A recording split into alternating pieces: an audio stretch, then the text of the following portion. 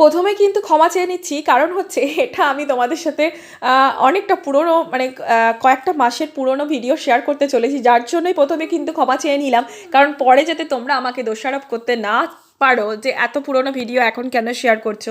কারণ দুর্গাপুজো মেটার পর থেকেই মেয়েদের অ্যানুয়াল পরীক্ষার এক্সাম নিয়ে খুব টেনশানে পড়ে গেছিলাম।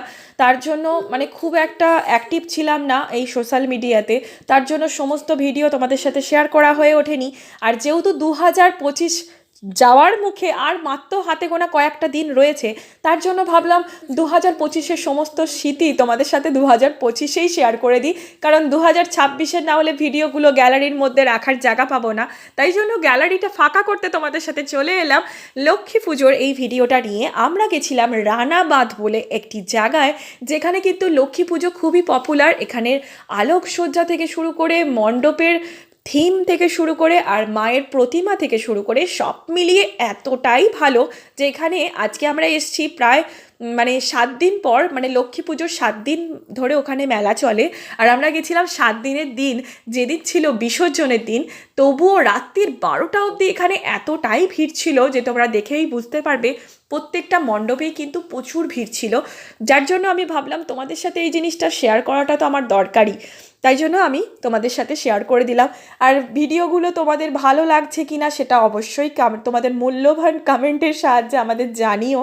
তো দেখো মায়ের প্রতিমাটা অসাধারণ সুন্দর। আর দেখো এখানে আমি মা আর দিদি সবাই মিলে কিন্তু সুন্দরভাবে ছবি তুলছিলাম। আর আমার আজকের লুকটা কেমন ছিল, মানে সেদিনের লুকটা কেমন ছিল, অবশ্যই কমেন্ট করে জানাতে ভুলো না। আর একটু প্লিজ প্লিজ আমাকে একটুখানি ফলো করে পাশে থেকো, কারণ আমার প্রোফাইলটা একদম গ্রো করছে না, এখনও পর্যন্ত টুকে হয়নি। কারণ আমি রেগুলার তোমাদের সাথে ভিডিও শেয়ার করতে পারছি না বলে এই জিনিসটা হচ্ছে, আমিও বুঝতে পারি। আর মেয়ের পড়াশোনার জন্য এবারে মেয়ে আবার ক্লাস 2-এ উঠে গেছে, যার জন্য আমি ওর পড়াশোনার জন্যই একটুখানি সোশ্যাল মিডিয়ায় প্রত্যেক দিন রেগুলার সমস্ত কিছু আমি পাচ্ছি না কমপ্লিট করতে, চ্যালেঞ্জগুলো কমপ্লিট করতে পারছি না, যার জন্য আমার প্রোফাইলটাও গ্রো করছে না। তোমাদের ভালোবাসা পেলে হয়তো একদিন আমার চ্যানেলটাও মানে আমার প্রোফাইলটাও অবশ্যই গ্রো করবে, সেই আশাই রাখি। আর আমিও চেষ্টা করব 2026-এ তোমাদের সাথে রেগুলার ভিডিও ছবি পোস্ট করতে, অবশ্যই চেষ্টা করব। যেটুকু কাজের ফাঁকে সময় পাবো তোমাদের সাথে অবশ্যই আরও অনেক নতুন নতুন ভিডিও নিয়ে চলে আসবো। আর ততক্ষণের জন্য তোমরা কিন্তু দেখতে থাকো এই ভিডিওটা। আর দেখতেই পাচ্ছ আমি আর দিদি বিভিন্ন প্যান্ডেলে যাচ্ছি আর প্রচুর প্রচুর ছবি তুলছি, প্রচুর আনন্দ করছি। আর আনন্দর মাঝখানে হঠাৎ হাঁটতে হাঁটতে প্রচুর খিদে পেয়ে গেছিলো, যার জন্য আমরা সবাই মিলে পেট পুজো করতে চলে গেছিলাম।